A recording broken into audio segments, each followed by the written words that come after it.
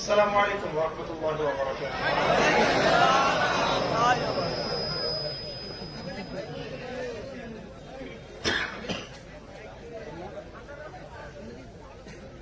إن الحمد لله نحمده ونستعينه، من يهده الله فلا مضل له ومن يضلل فلا هادي له، ونشهد أن لا إله إلا الله. السلام عليكم ورحمة الله وبركاته. الحمد لله نحمده ونستعينه، من يهده الله فلا مضل له ومن يضلل فلا هادي له، ونشهد أن لا إله إلا الله وحده لا شريك له، ونشهد أن محمدا عبده ورسوله. أما بعد، فأعوذ بالله من الشيطان الرجيم. بسم الله الرحمن الرحيم. وقال الله تعالى في كلامه المجيد: يا أيها الذين آمنوا اتقوا الله حق تقاته ولا تموتن إلا وأنتم مسلمون. وقال الله عز وجل: إن تنصروا الله ينصركم ويثبت أقدامكم. وقال رسول الله صلى الله عليه وسلم: إن الله يرفع بهذا الكتاب أقواما ويضع به الآخرين. وقال رسول الله صلى الله عليه وسلم: القرآن حجة لك أو عليك. رب اشرح لي صدري ويسر لي أمري واحلل عقدة من لساني يفقه قولي. اللهم فقهنا في الدين وعلمنا التأويل، آمين يا أرحم الراحمين.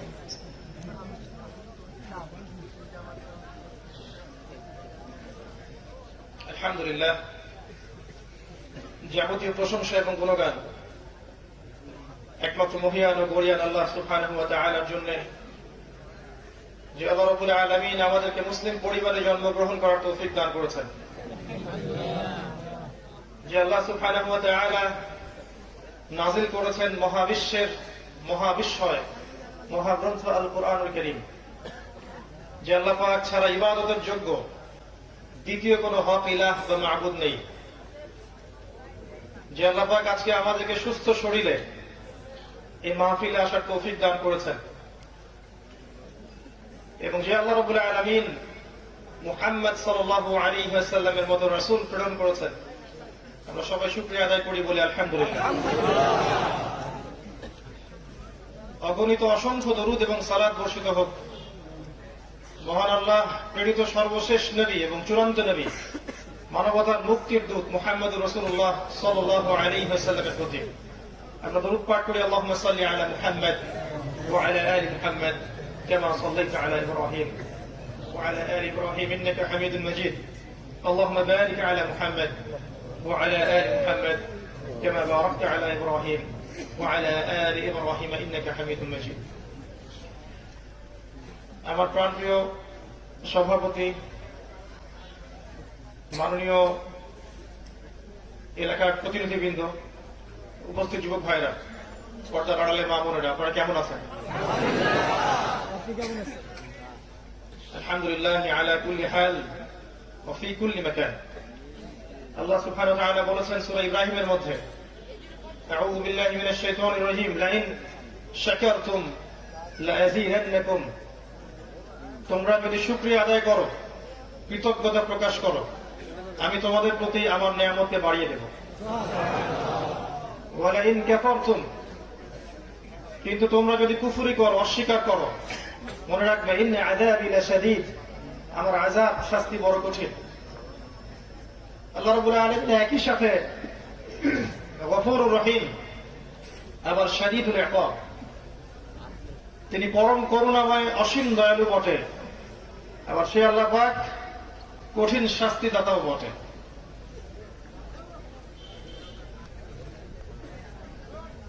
আজকে আমি চেষ্টা করব ইনশাআল্লাহ আযজা ওয়া জাল অত্যন্ত গুরুত্বপূর্ণ একটা টপিক নিয়ে কথা বলার জন্য। আজকের আলোচনার টপিক হচ্ছে মহাবিশ্বের মহাবিস্ময় মহাগ্রন্থ আল কোরআন। ইনশাআল্লাহ তাআলা এই বিষয়ে খুব সংক্ষিপ্ত সময়ের মধ্যে কিছু সারগর্ভ আলোচনা উপস্থাপন করার চেষ্টা করবো ইনশাআল্লাহ। ওয়া মা তাওফীকি ইল্লা বিল্লাহ আলাইহি তাওয়াক্কালতু ওয়া ইলাইহি উনীব। আল্লাহ রাব্বুল আলামিনের কাছে দোয়া করছি আল্লাহ পাক যেন আমাদের প্রত্যেককে আলোচনা শুনে বুঝে আমল করার তৌফিক দান করেন। একটা বিষয় নিয়ে আমরা খুব ভয় থাকি। আল্লাহ রাব্বুল আলামিন সূরা সফের মধ্যে বলেছেন, ইয়া আইয়ুহাল্লাযীনা আমানু লিমা তাকুলুনা মা লা তাফআলুন। হে মুমিনগণ, তোমরা কেন এমন কথা বলো যেই কাজ তোমরা নিজেরাই করো না। তো আসলে অনেক বড় বড় কথা বলা অনেক সহজ, প্রতিশ্রুতি দেওয়া সহজ, ওয়াদা করা সহজ, এগুলোর উপর আমল করা, অঙ্গীকার রক্ষা করা এগুলো কঠিন। আল্লাহ বলেছেন, কাবুরা মাকতান ইনদাল্লাহি আন তাকুলু মা লা তাফআলুন। আল্লাহ পাকের কাছে সবচেয়ে নিকৃষ্ট সেই কাজ যা তোমরা বলো কিন্তু করো না। মুসলিম জাতির বর্তমান অধঃপতনের অন্যতম কারণ হচ্ছে কথা এবং কাজে মিল না থাকা। মুসলিম জাতির অধঃপতনের অন্যতম কারণ হচ্ছে অজ্ঞতা, সুশিক্ষার অভাব, দ্বীনি শিক্ষার অভাব, কোরআন সুন্নাহকে দিয়ে বিশ্বকে চ্যালেঞ্জ করার সাহসিকতার অভাব। মুসলিম জাতির অধঃপতনের অন্যতম কারণ হচ্ছে অনৈক্য, বিভেদ, হিংসা, বিদ্বেষ, বিভাজন, অভ্যন্তরীণ ক্রন্দন এবং সেক্টেরিয়াল ডিভিশন, যেটা বলি আমি যে উম্মার মধ্যেই সাম্প্রদায়িক বিভক্তি। আরেকটা কারণ হচ্ছে আত্মশুদ্ধির অভাব। অনেক জানি আমরা, অনেকে অনেক আমলও করেন বটে, কিন্তু আমলগুলো ভিতর থেকে আসে না। ভিতরে নূরের অভাব আছে, বাসিরার অভাব আছে। উম্মার সমস্যাগুলোকে ফাইন্ড আউট করতে হবে, প্রথম কাজ এটা। এরপরে আপনি সলিউশনের চেষ্টা করতে পারবেন। তো আমার কাছে মোটা দাগে কয়েকটা প্রবলেম মনে হয়। একটা হচ্ছে অজ্ঞতা, সঠিক পড়াশোনার অভাব, সঠিক কনস্ট্রাকটিভ সিলেবাসের অভাব, জানা অনুযায়ী আমলের ঘাটতি, দুনিয়ার মোহ, অনৈক্য, হৃদয়ে নূর না থাকা এবং কোরআন সুন্নাহকে দিয়ে এই ওয়ার্ল্ডকে চ্যালেঞ্জ করার সাহসিকতার অভাব আছে আমাদের মধ্যে। এগুলো বড় বড় দাগে সমস্যার কথা বললাম। আমরা একটা সমাজের দিকে আপনাকে নিয়ে যাব আজকে। যদিও গতকাল রাতে লক্ষ্মীপুরের মাহফিলে আমি কথাটা বলেছিলাম, অত বড় বিষয় আপনাদেরকে বলবো না, শুধু মূল পয়েন্টটা বলবো যে আজকে থেকে প্রায় 1450 বছর আগে একটা সমাজ ছিল, যে সমাজের মধ্যে মৌলিক মোটা দাগের 5টা পাপ ছিল। কয়টা পাপ ভাইরা? 1 নাম্বার হচ্ছে আশিরক, 2 নাম্বার হচ্ছে রিবা, 3 নাম্বার হচ্ছে খামর, মাদক, 4 নাম্বার নারী জাতির অবমাননা, আর 5 নাম্বার রক্তক্ষয়ী গোত্রীয় দ্বন্দ্ব। আবার বলছি, ওই জাহেলি মক্কার দিকে তাকান, যেটাকে আমরা এখন বলি আইয়ামে জাহেলিয়াত, তাই না? ওই আইয়ামে জাহেলিয়াতের দিকে তাকিয়ে দেখেন, সেখানে 5টা মৌলিক সমস্যা ছিল মোটা দাগে। এছাড়া আরো মাইনর অনেক সমস্যা ছিল, সেগুলো মেজর প্রবলেম না। মেজর প্রবলেম 5টা ছিল। শিরক, আল্লাহ পাকের তাওহীদের সাথে শিরক করা, আল্লাহকে ছাড়া অন্যের উপাসনা করা, বা আল্লাহ কনসেপ্টকে ডিনাই করা, অথবা মাধ্যম পূজা করা, কবর পূজা করা, মাজার পূজা করা, মৃত মানুষের পূজা করা, এগুলো ছিল আইয়ামে জাহিলিয়াতে। এখনকার বিশ্বের দিকে যদি আপনি তাকান, দেখবেন এখনকার বিশ্বের প্রধান সমস্যা হচ্ছে শিরক। প্রত্যেকটা ক্ষেত্রে এখন শিরক আছে। ইবাদতে শিরক আছে, আপনার পারিবারিক জীবনে শিরক আছে, সামাজিক আচার অনুষ্ঠান সংস্কৃতির মধ্যে শিরক আছে, আপনার ইকোনমিক্সের মধ্যে শিরক আছে, মুআমালাতের মধ্যেও শিরক আছে। মুআমালাতে শিরকটা কেমন? আপনি আল্লাহর হালালকে হারাম করেছেন, আল্লাহর হারামকে হালাল করেছেন, এটা শিরক। তওবা পড়ে দেখেন 31 নম্বর আয়াত আল্লাহ পাক বলেছেন, 29 এরকম হতে পারে, আমি হাফেজ নই। এটা প্রথম। 2 নম্বর প্রবলেমটার দিকে তাকান, রিবা বা সুদ। এখনকার ওয়ার্ল্ড যে অ্যাফেয়ার্স চলছে, এই বিশ্বের ইকোনমিক সেকশনে সবচেয়ে বড় সমস্যা হচ্ছে রিবা বা সুদ। যদি অনেক দিন বলেছি আমি অনেক লেকচারে, হয়তো কারো ভালো লেগেছে বা কারো ভালো লাগে নাই, কিন্তু আমি কারো প্রতি বিদ্বেষ পোষণ করে এই আয়াতটা তেলাওয়াত করিনি। ওয়াদাক্কির ইন্নামা আনতা মুযাক্কির, তুমি উপদেশ দাও, তুমি শুধু উপদেশ দাতা। লাস্তা আলাইহিম বিমুসাইতির, তুমি কারো প্রতি দারোগা নও। একজন দায়ীর কাজ এটা, নবীর কাজ এটা, নবীওয়ালা কাজ যারা করবেন তাদের কাজ এটা। এমনকি ফিরআউনের মতো বড় কাফেরকে যখন দাওয়াত দিতে যাচ্ছেন মুসা আলাইহিস সালাম, আল্লাহ পাক বলেন ইযহাব ইলা ফিরআউন ইন্নাহু তাগা, তুমি ফিরআউনের কাছে যাও, সে সীমা লঙ্ঘন করেছে। আর ফিরআউনের চেয়ে বড় কোন আল্লাহদ্রোহী এই পৃথিবীতে ছিল না। তুমি ফিরআউনের কাছে যাও, সে সীমা লঙ্ঘন করেছে, কিন্তু ফাকুলা লাহু কাওলান লাইয়িনা লাআল্লাহু ইয়াতাযাক্কারু আও ইয়াখশা, তার কাছে গিয়ে নম্র ভাষায় কথা বলো। ফিরআউনের কাছে গিয়ে নম্রভাবে কথা বলো, উগ্রভাবে কথা বলো না। লাআল্লাহু ইয়াতাযাক্কারু আও ইয়াখশা, হয়তোবা সে উপদেশ গ্রহণ করবে, আমাকে ভয় করবে। এটা নবীকে আল্লাহ পাক বলছেন। তাহলে একজন দায়ী যে সমাজ সংস্কারের চেষ্টা করবে, আল্লাহর পথে মানুষকে ডাকবে, তার অ্যাটিটিউড, কথা বলার ভাষা, শব্দ চয়ন এবং যাদেরকে সে দাওয়া দিচ্ছে তাদের সামনে তাকে নরম হতে হবে। আক্রমণাত্মক ভাবে কাউকে আক্রমণ করে, কারো মনে কষ্ট দিয়ে বা উস্কানিমূলক কথাবার্তা বলে সমাজ সংস্কার করা যাবে না। নবী সাল্লাল্লাহু আলাইহি ওয়াসাল্লাম সম্পর্কে আল্লাহ পাক বলেছেন, তুমি যদি কঠোর মনের হতে তাহলে মানুষ তোমার কাছ থেকে সরে যেত। এটা আল্লাহর দয়া তোমার প্রতি যে তুমি কোমল মনের মানুষ হয়েছে। আমি অনেকদিন আয়াতে তেলাওয়াত করেছি যে আল্লাহ রাব্বুল আলামিন সূরা বাকারার মধ্যে বলেছেন, ইয়া আইয়ুহাল্লাযীনা আমানু, হে ঈমানদারগণ, ইত্তাকুল্লাহ, তোমরা আল্লাহকে ভয় করো। ওয়াযারু মা বাকিয়া মিনার রিবা, সুদের অবশিষ্ট সব অংশ ছেড়ে দাও, চক্রবৃদ্ধি হারে সুদ খেও না। ওয়া ইন লাম তাফআলু, যদি তোমরা এটা না করো, ফাআযানু বিহারবিন মিনাল্লাহি ওয়া রাসূলিহি, তাহলে আল্লাহ এবং তার রাসূলের সাথে যুদ্ধের ঘোষণা শুনে রাখো। ডিসিশন আপনার। আমরা শুধুমাত্র আয়াতগুলো তেলাওয়াত করে শোনাচ্ছি।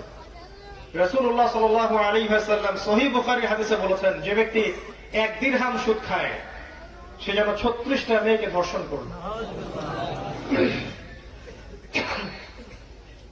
একটা বিখ্যাত হাদিস তো আপনারাও জানেন, সুদের পাপের 73টা শাখা আছে বা 70টা শাখা আছে। 2টা হাদিস। সবচেয়ে নিম্ন শাখা হচ্ছে নিজের মায়ের সাথে জিনা করা।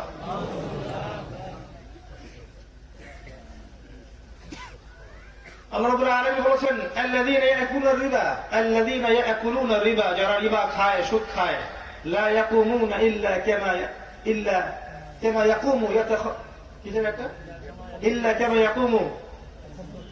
আল্লাযী ইয়াতাখাব্বাতুহু আশ-শাইতানু মিনাল মাস।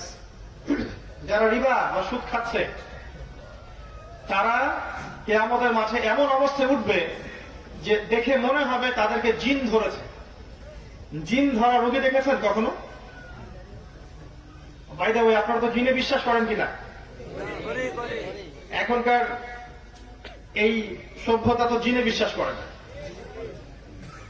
এলিয়েনে বিশ্বাস করে। ফেরেশতাতে বিশ্বাস করে না, এলিয়েনে বিশ্বাস করে। জিনে বিশ্বাস করে না, এলিয়েনে বিশ্বাস করে। কারণ জ্ঞানের ডেফিনেশন তাদের কাছে হচ্ছে পরীক্ষা নিরীক্ষা পর্যবেক্ষণের মাধ্যমে যে সিদ্ধান্তে উপনীত হওয়া যায় সেটাই হচ্ছে জ্ঞান। অতএব আপনি আল্লাহ, ফেরেশতা, জিন, কবরের আযাব, মিজান, কুলসিরাত, জান্নাত, জাহান্নাম, এগুলোকে আপনি পরীক্ষাগারে পরীক্ষা করে প্রমাণ করতে পারবেন না।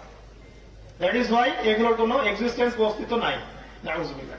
এটা ওদের স্কুল অফ থট, ওদের ফিলোসফিক্যাল থট, ওদের শিক্ষা দর্শন এটা।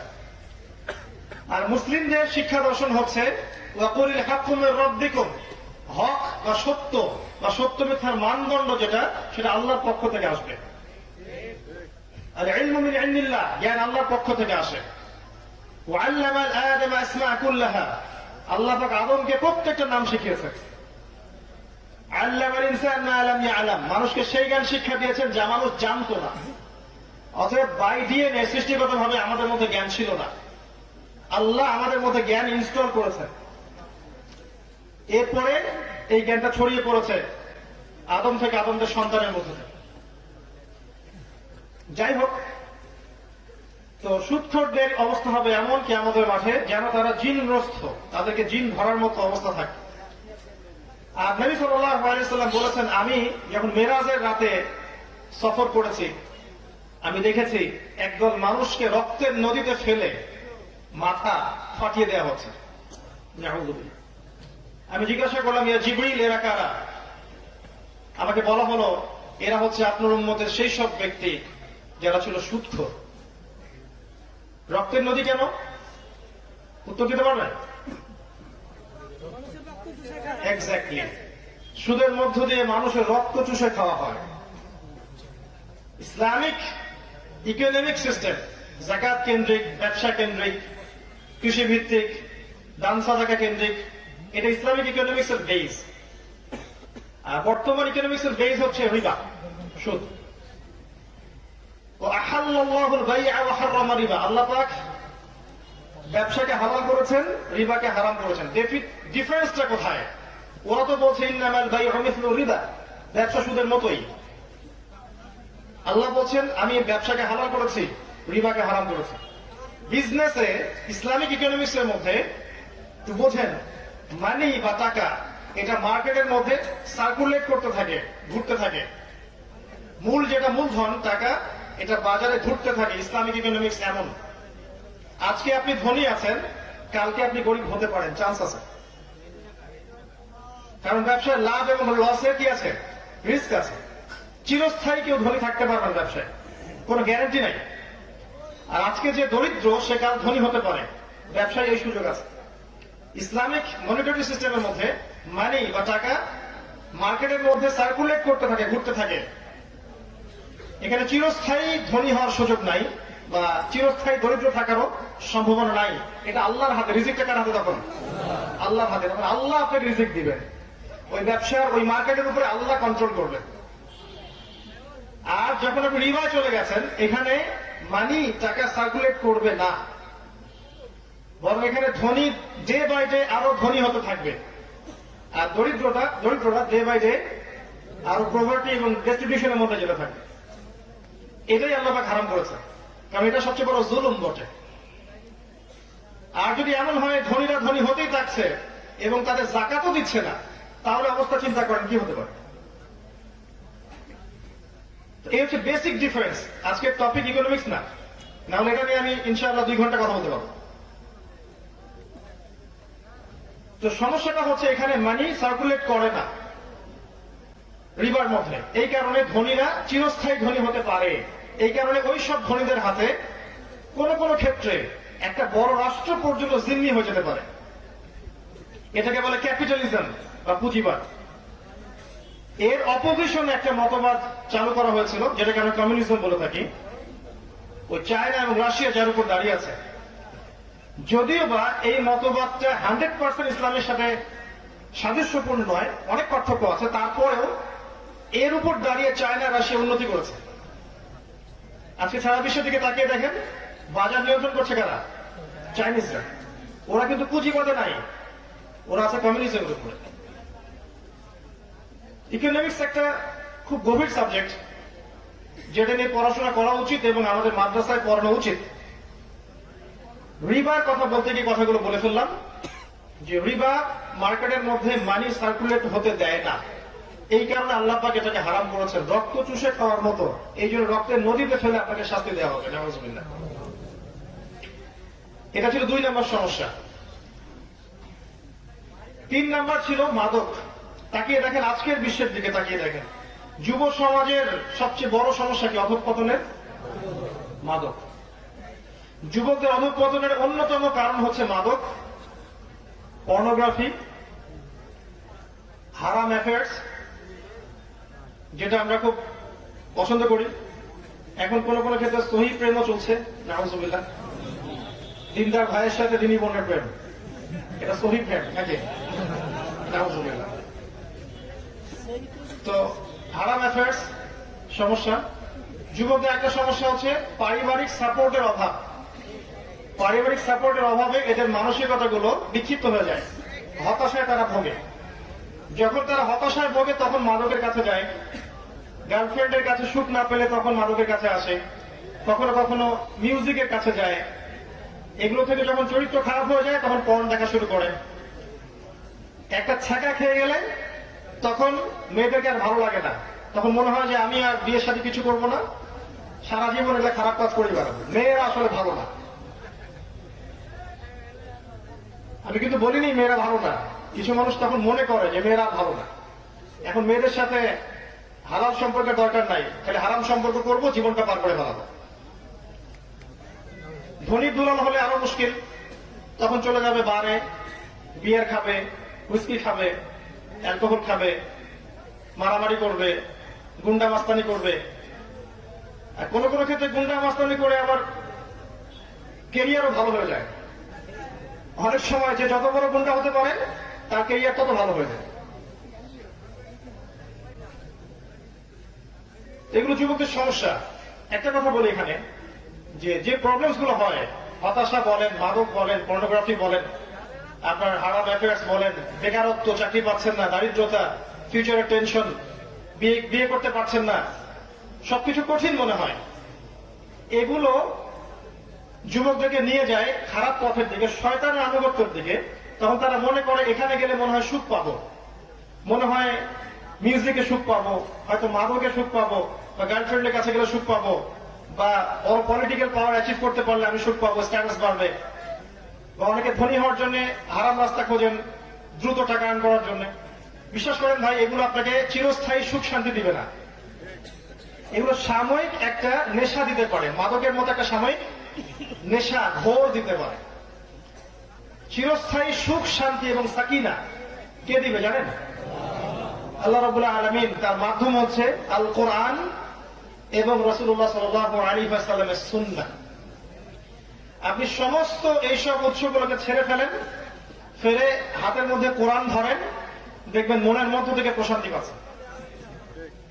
কোরআন আপনাকে এত প্রশান্তি দিবে, এত সুখ দিবে, মনে এমন নূর নিয়ে আসবে, সারা দুনিয়া যদি আপনার থেকে দূরে চলে যায় আপনার কিচ্ছু মনে হবে না। আপনার আপনজনরা যদি আপনাকে নাও বোঝে আপনার কিচ্ছু মনে হবে না।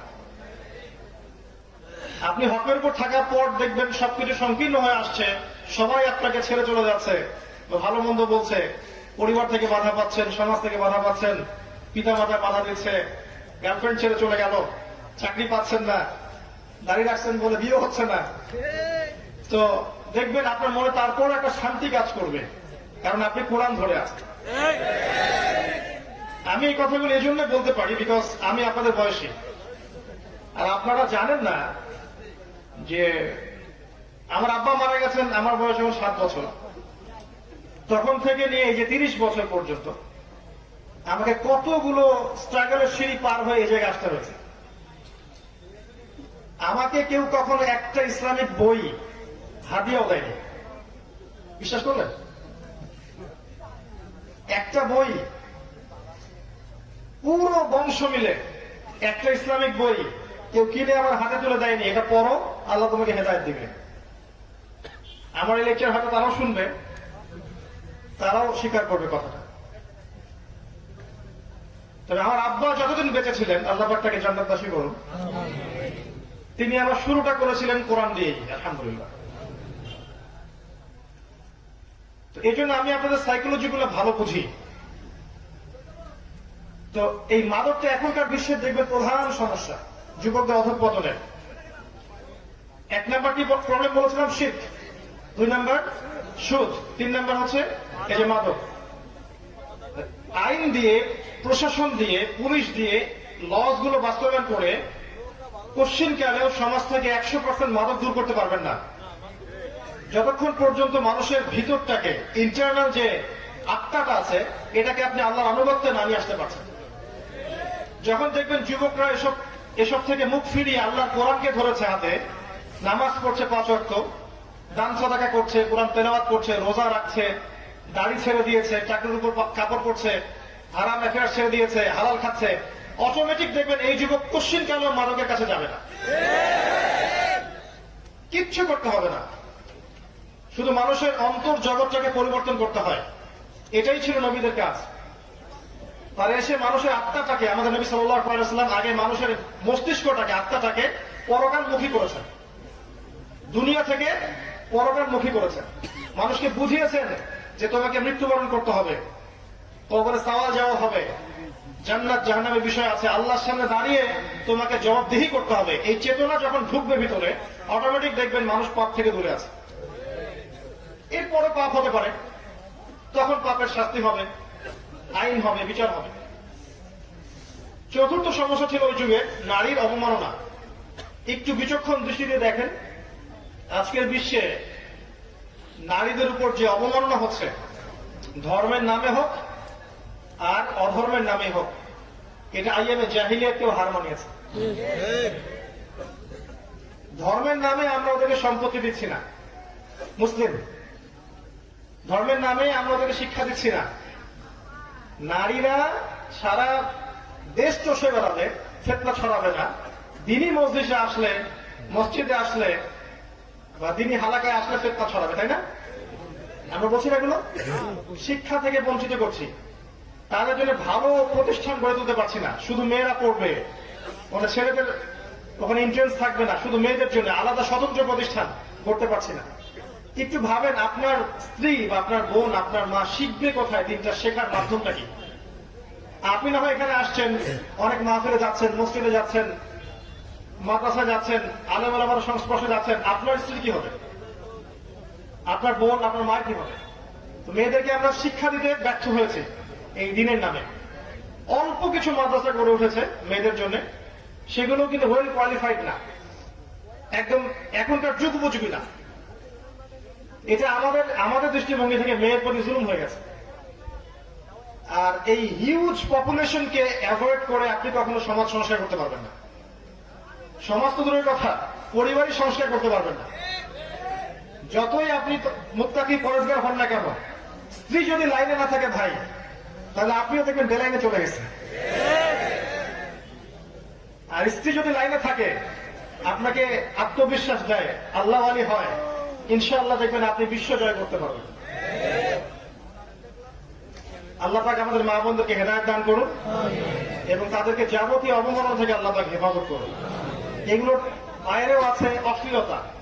আজকে মেয়েদেরকে আমরা বেহায়ের মতো নামিয়ে দিয়েছি, পর্দার বালাই নাই, ফ্রি মিক্সিং, কো এডুকেশন, কো কারিকুলাম অ্যাক্টিভিটিস সব একসাথে চলছে।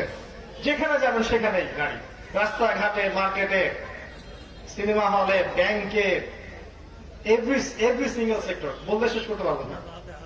আর বললে আমার মুখ দিয়ে এমন কিছু শব্দ বের হয়ে যেতে পারে যেটা হয়তো অনেকের পছন্দ হবে না। তো প্রত্যেকটা জায়গায় আল্লাহ পাক কখনো বলেননি যে মেয়েরা এই অধিকার পাবে না। আল্লাহর বক্তব্য শুধু এতটুকু ছিল, তারা তাদের ক্ষেত্রে স্বতন্ত্র স্বাধীন। মেয়েরা মেয়েদের কর্মক্ষেত্রে স্বতন্ত্র স্বাধীন, মেয়েরা মেয়েদের স্কুল কলেজে স্বতন্ত্র স্বাধীন। তারা সেখানে তাদের মতো করে পড়বে, নারী টিচার থাকবে, মহিলা টিচার থাকবে, যখন চাকরি বাকরি করবে সেখানে, ব্যবসা বাণিজ্য করবে সেখানে মহিলারা থাকবে। ফ্রি মিক্সিংটাকে আল্লাহ পাক অ্যালাউ করেন না। এটা কি আল্লাহর অপরাধ? এটা করে আল্লাহ পাক কি ভুল করেছেন? আল্লাহ পাক ইসলাম এভাবে নাজিল করে কি আমাদেরকে পিছিয়ে দিয়েছেন? এগিয়ে নিয়ে আপনারা করলেনটা কি করলেন? মহিলাদের পুরুষের ফ্রি মিক্সিং হলো, শিশু বয়স থেকে নিয়ে একদম চাকরি পর্যন্ত সব ফ্রি মিক্সিং। আর পর্দা উঠিয়ে দিলেন আস্তে আস্তে করে। উঠিয়ে দিলেন কারা? পরিবারের কর্তারা উঠিয়ে দিল। পরিবারের লোকরা পর্দার দিকে খেয়াল করছে না। উঁচু লেভেলে আঙ্গুল তোলার সময় পরে আগে নিজের দিকে দেখেন না, পরিবারে পর্দা উঠিয়ে দিলেন। আর দায়ুসের মতো আচরণ করছে, পরিবারে বেহায়াপনা, অশ্লীলতা, অপসংস্কৃতি। মনে করছে আমার মেয়েটা ছোট, বড় হলে ঠিক হয়ে যাবে। বড় হতে হতে দেখা গেল ও 4-5টা বয়ফ্রেন্ড চেঞ্জ করে ফেলছে। তো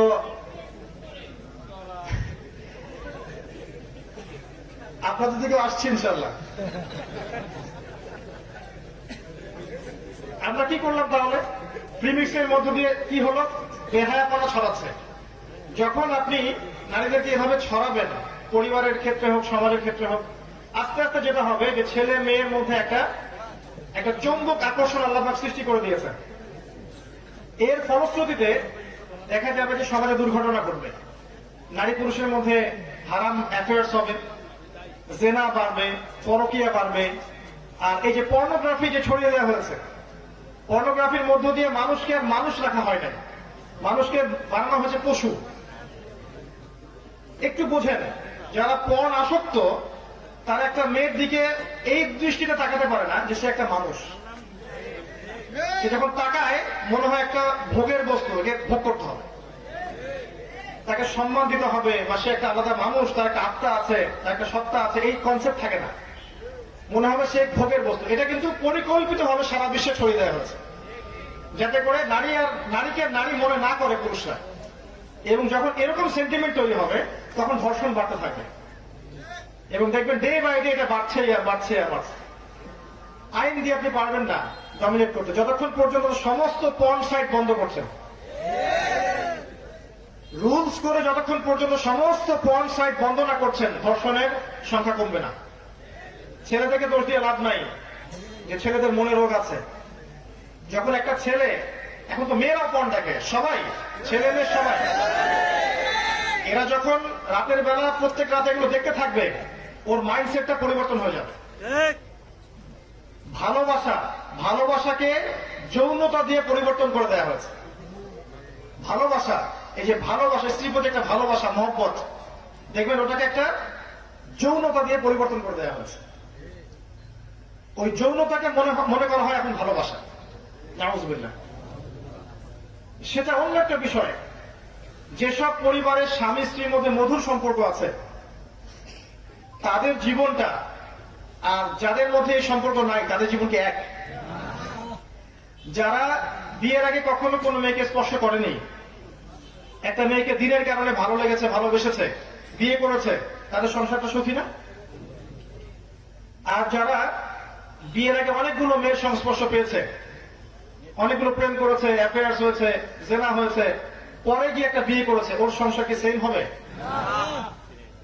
এখানে ভালোবাসাকে যৌনতা দিয়ে পরিবর্তন করা হয়েছে। এই কাজটা করেছে পর্নোগ্রাফি। এর মূল রূপকারকে জানেন? বাংলাদেশ না, এর মূল রূপকার হচ্ছে পশ্চিমা বিশ্ব।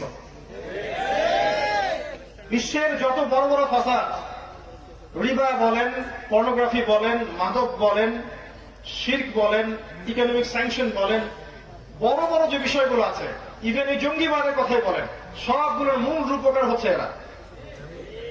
এরা এগুলোর মূল রূপকার। সুকৌশল এগুলোকে তৈরি করে সারা বিশ্বে ছড়িয়ে দিয়েছে ওদের ভিশন বাস্তবায়ন করার জন্য। ভিশনটা কি?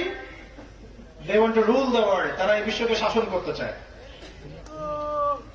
আর এই বিশ্বকে শাসন করতে গেলে সবচেয়ে বড় বাধা মুসলিমরা, মুসলিম যুবকরা, তরুণরা এবং আল্লাহওয়ালা মানুষেরা। কারণ তারা শিরকের সাথে আপোষ করে না, বেদাতের সাথে আপোষ করে না, হারাম মানতে চায় না, জিনা করতে চায় না, মাদক খেতে চায় না। এরা বাধা দেয়, কথা বলে, কথা বলে। এদের ইন্টারনাল আত্মাটাকে